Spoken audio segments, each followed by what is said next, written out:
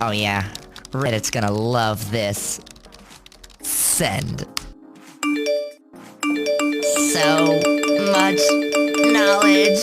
Welcome to Digital Spaces, your podcast for everything related to digital media, safety, and culture. Let us be your hand guide to surfing the web and surviving online. Welcome to Digital Spaces Uncovered, the podcast where we dive into the unique cultures, communication practices, and social dynamics thriving in online communities. I'm your host, Luis, and this is episode 1, Flexing for Followers, Unpacking TikTok's Fitness Frenzy.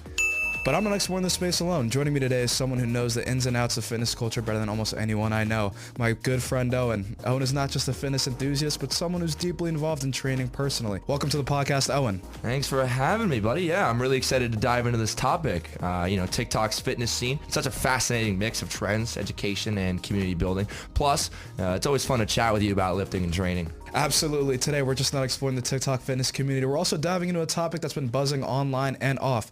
Lifting for athletes versus lifting for strength. Whether you're scrolling through TikTok or hitting the gym, you've probably seen debates about what type of training is better and who's it for. Owen, I know you've got some strong opinions on this. Well, yeah, for sure. There's definitely a lot of overlap, but the goals, the techniques, even the mindset really behind lifting for athletic performance versus pure strength are so different. And TikTok has really amplified this conversation too. You see all kinds of creators just showing off crazy lifts or sport-specific workouts, and it's sparking some pretty great debates. And that's exactly what we'll be talking about today. How do these two approaches differ? What can athletes and general lifters learn from each other? And how does TikTok help or complicate the way we think about these training styles? We'll also look at how creators on TikTok are shaping this conversation and making fitness more accessible for everyone. Stick around because this is going to be a fun, insightful discussion. Whether you're an athlete, a powerlifter, or someone just curious about the fitness world, we've got something for you. Yeah, let's get into it. There's so much to unpack. All right, let's kick things off with an overview of the TikTok fitness community and how it's redefining the way we think about training. TikTok is a dynamic space filled with creators who inspire, educate, and sometimes spark controversy. Today, we'll explore what makes this community so unique, highlight some of its most influential voices, and discuss the trend that everyone is scrolling on. So, my first question for you today, Owen, is what are some of the most influential figures or creators in this space, and what makes them stand out to you? Oh my God. Well, I mean, for starters, I think if there's anybody that I really do follow on TikTok regarding, I guess the fitness industry, it'd be guys like Alex Eubank, it'd be guys like, oh my God, like Bradley, oh my God, I'm even forgetting his last name, or Joey Swole. Bradley Martin, Joey Swole. Bradley Martin, yes, Joey Swole is the best. And I think they're all very different in their own aspects. You know, you've got your Alex Eubank, who's the guy that he's this is he natural type guy, but he's a very humble approach to the fitness community, but isn't necessarily honest with his audience. You've got Bradley Martin, who everyone knows isn't natural whatsoever. And by the way, when I say natural, I'm talking about the use of steroids and performance enhancing drugs, PEDs. And then you've also got Joey Swole, who we obviously know is a very open and honest content creator, but he also is one of the only content creators that actually talks about the gym etiquette or the gym courtesies and the rules, the unwritten rules, if you will. The norms, yeah. So I think those are three really strong names in that industry. No, definitely. I mean, for me, it's a little different because I started getting into lifting based off me being an athlete, so obviously that changes for me a little bit. But I definitely do on TikTok, like my For You page is definitely filled with some influential figures, again, like Joey Swole. Like I'll always see those like viral videos of like some people just like overreacting in the gym and not following these like gym etiquette or norms. And then I'll also see other guys like Sam, oh my God, Bradley Martin, Sam Eubank, and even I'll see some like there's this one guy, God, what is his name? The Movement Ninja. Oh my God. Yeah, so he's not like a conventional lifter, like conventional fitness influencer, but he focuses more on just mobility and stuff like that, being like getting strength in like certain ranges of motion, what I think is definitely interesting when you look at like kind of the popularity of the fitness industry, where you look at that, like stuff like that, you kind of like always see like, oh, big figures, like, oh, C-Bum, like that's like kind of like that, those like the prime figures that you look at because they're just like so big and they lift heavy weight. But then you look at like little guys like this guy who just focuses on mobility, and that's where he gained his popularity. So this kind of carries into our next question. What do you think draws people to fitness content on TikTok compared to other platforms? Well, I think for the most part, it's really just meant to be an inspiration. I mean, like when I first started getting into lifting, which was way long ago now. I mean, I'm old. Probably before even the freshman year of high school, I think, is when I started out for the first time. I was having just conversation with friends who I saw were actually actively playing sports outside of school. Now, athletically, I really only ever participated in things in school, and I thought that was just going to be enough to, lead a normal life. But ultimately, I think what drew me into the social media aspect of fitness was it was knowledgeable. And I mean, I was kind of raised on the fact that, you know, social media is an influence. The internet knows all. So when I see these creators who obviously are bigger than me and look like they've already covered the groundwork for fitness, obviously I'm going to believe that.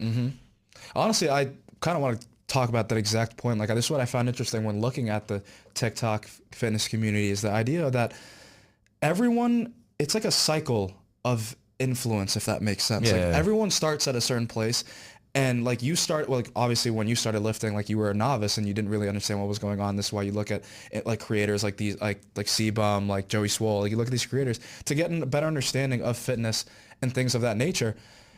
And then as you gain more experience, there's someone who will come in behind you and start as a novice, and then you are kind of like a teacher to them. So it's like constantly the cycle of who is teaching who, in a way that, like, I just find incredible, because I don't see that often in other fields, and I just find it super interesting how you, like, no matter what, this constant cycle of like chain of command is always like ever changing. Like, there's always going to be someone ahead of you who knows more, and there's always going to be someone beneath you who doesn't know as much as you do. You know what I'm saying? And no matter what, like, you're never going to be at the top. Like, there's like, it's kind of like that idea of like, just like no one is going to know, or no, you're not going to know more than anyone else. So I find that super interesting. Now it's time to switch gears and get into a friendly debate. In the fitness world, one hot topic is a clash between athletic-based training and conventional strength-based training. Is it all about functional movement and agility, or does raw strength and heavy lifting take the crown? My guests and I are going to dive into the pros, cons, and everything in between. Let's see where we stand. So I'm going to take you back, Owen, because I know you and I both played high school baseball, and we had our morning lifts with Ely. So in that, to an extent, was kind of like athletic-based training, but obviously now, like, since you don't play a sport, you do just normal conventional strength-based training. Why do you like that more? Oh, well, okay. Well, I mean, for starters, I feel like it's kind of like a compensation thing, almost. Maybe that might be the right word to use. I mean, I don't play any sports here at Ryder outside of like IMLs, and my IMLs are like my small sports. Like, I've done flag football, but obviously like with my knee, I stepped away. I've done badminton my freshman year, which isn't even that conventional, but it's more high pace.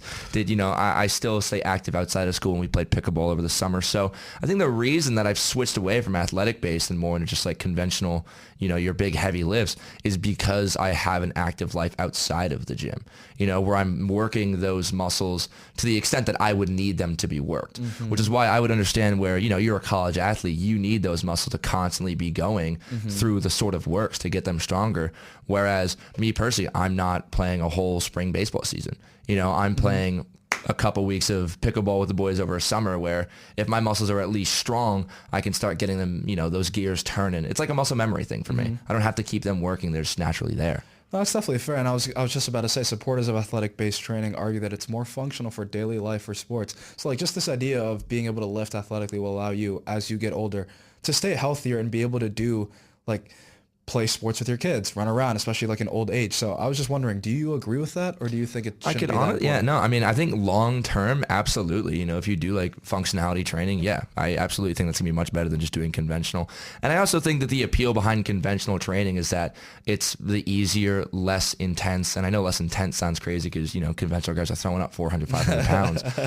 But when I say less intense, I mean, it's really your basic lifts. There's not much else to add. But the moment you bring some sort of athletic training into it, I mean, you see the warm-ups pitchers do with all those big like water bags and stuff. And it's like, unreal. Yeah, they're working different muscles that I would never work doing a tricep extension. No, that's very So yeah, I think long term I would absolutely agree with that point. But I think since I'm young now, and since I am staying as active as I can outside of classes and when I can, I personally think I'm getting just enough out of what I have here. No, it's definitely fair. And I can tell you one thing: once I'm done and I lay the cleats up, promise you there are certain lifts I'm not going to do anymore. Yeah. But yeah, so on your side, conventional strength training advocates often emphasize the benefits of raw strength and progressive overload. How do you see these benefits playing out for you? Well, honestly, I always thought that people who just did conventional strength without any other activity are just stiff. Like, that's why you look at a guy like Bradley Martin or like, even like Noel Dezelle, who are these big conventional guys. But like, I think I beat both of them in a foot race, me personally. Oh, 100%. I think I take them both out in a game of pickleball. Like, it's that simple, So if you ask me, I don't even think it's really the conventional lifting I focus on. I think that is just a muscle foundation for me. in my life, I always focus on how much I'm actually getting out and being active. How many times a week am I, playing football with my brothers? How many times a week am I playing pickleball? How many times a week am I getting out there and playing dodgeball and keep my arms loose? Things like that. So for me, it's not even like the conventional lifting is a priority. It really is just my activity outside of it. Yeah, no, I definitely agree. And I was just about to segment to this point where there's these like misconceptions when it comes to athletic-based training. Like I know for a fact there have been times where I have to do like an athlete-based sort of lift, and I'll do it in a conventional gym, and I get looked at weird because I'm doing like silly things where I'm like, oh, I'm doing some like forearm like training, or I'm using a PVC pipe and like benching it as fast as I can. And then I got a guy next to me with 3 wheels on the bar, and he's like, what is this guy doing? Why is he benching a PVC pipe? This guy looks dumb. So, no, I 100% get it. So moving on for our final segment, let's talk about gym etiquette, a topic that's been buzzing across social media, especially on TikTok. So from unwritten rules to downright cringy moments caught on camera, the gym can sometimes feel like a battlefield of expectations. We'll break down some of those do's and don'ts and discuss recent viral situations and share ideas on how we can make gym spaces more inclusive for everyone. All right, so the first thing I have to ask you is gym etiquette, hot topic, especially on TikTok. What are some common rules that you think every gym goer should follow? I think rule number 1 is recognize if we're talking about a public gym, it's not your space. You know what I mean? And I think we said Joey Swoll earlier, and I think he's one of the big guys who understands that rule of people are in a gym because they're trying to better themselves every day. And then when you run into those selfish people who just try to make the gym their space to go in, make it their stomping grounds, if you will, that's what discourages people from wanting to go in the gym and stay out of that space. So if you're setting up a camera to film yourself and someone's walking across from it, don't stand up like an a-hole and get in their face and curse them. Don't like 100%. throw around. Just be respectful about it. If you really don't even have the right to stand and be like, hey, can you like not walk through my video? Because you shouldn't be putting your phone up in the first place. You should be okay with people walking around this public space. I think that's rule number 1.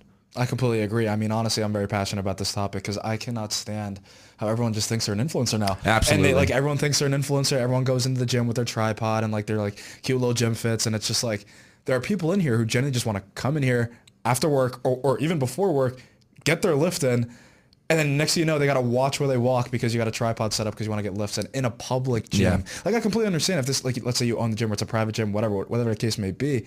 Like I know there are definitely some gyms opening up now that are for like content creators and things like that. But if you're in a normal public gym, why are you getting in my face when I walk into your camera? Dude. Like, please, like there's nothing that genuinely like it. Oh my God, it enrages me. But whatever. I was going to ask anyways, can you recall any TikTok videos or viral moments where gym etiquette or lack of thereof sparked debate?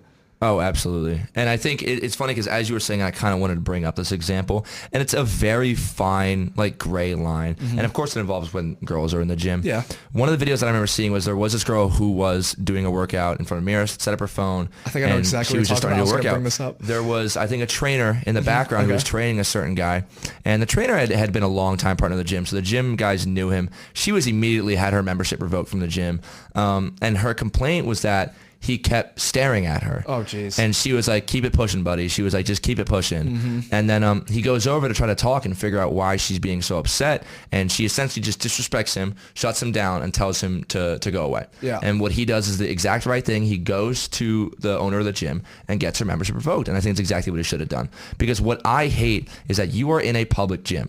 You are doing workouts. Trainers who work at the gym, regular gym goers, will occasionally look at you. And there was nothing weird about the guy's energy whatsoever. I mean, he is just a staff member there. So it's things like that where people are so self-absorbed and just so above everybody else, so they think they have the right to do things like that. That was one of those examples that I saw that really pissed me off. Yeah, and there definitely is like a gray line when it comes, because 100% It's a very are times gray where line. like there definitely is some kind of creep that's just like staring at some girl for no reason. But I definitely understand the idea that like we're in a gym, like I've been caught looking at other guys, like if I see someone putting up a lot of weight, like I'm gonna look and be like, oh Yeah, that's impressive work. Yeah, it's impressive. So it's like it has nothing to do with like me being weird or anything. It's just like it just so happens that I'm looking at him.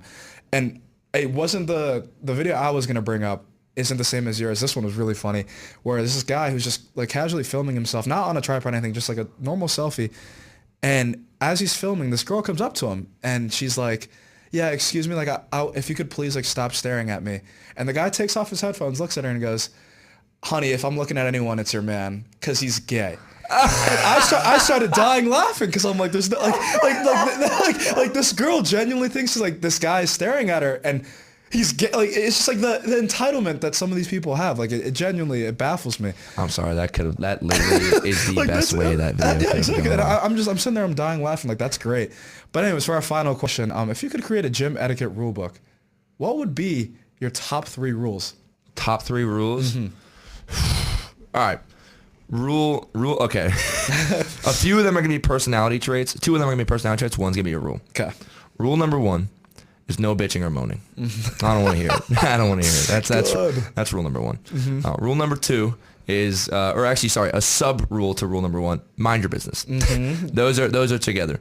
Rule number 2, personality traits must include humble, kind, caring, and not self-absorbed. 100%. And then rule number 3. Rule number 3 is everyone has to carry around a gallon jug water bottle.